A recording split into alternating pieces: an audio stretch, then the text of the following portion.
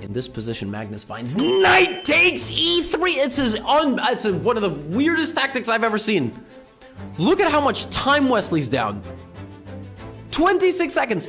The idea of knight takes e3 is to sack the knight before the bishop could take it and then trap the bishop in the center of the board. But not just trap the bishop in the center of the board, trap the bishop in the center of the board in a way where black's queen is coming out and this pawn is weak.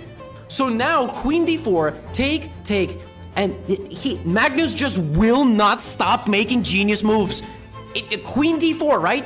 No, you take my queen, c5. c5 is genius stuff, genius stuff. If title players watch this, they might go, oh, well, c5's obvious. No, c5 is brilliant stuff. You want him to take your queen so that you can attack his pawn. You don't do it, you do this. So queen d8, that's hanging.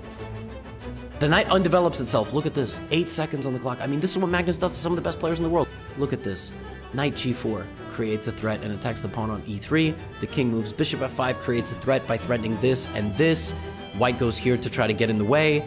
To try to undermine White's control of the d5 square, Magnus immediately plays b5, which simultaneously puts pressure on this and removes the control of the d5 square.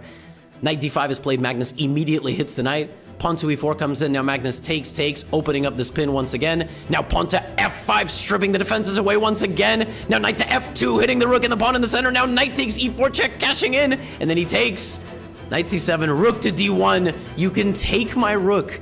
He gives away a full rook, because if you take it, you can't stop my pawn. Bishop f7, nothing can move in the position. Wesley So resigned.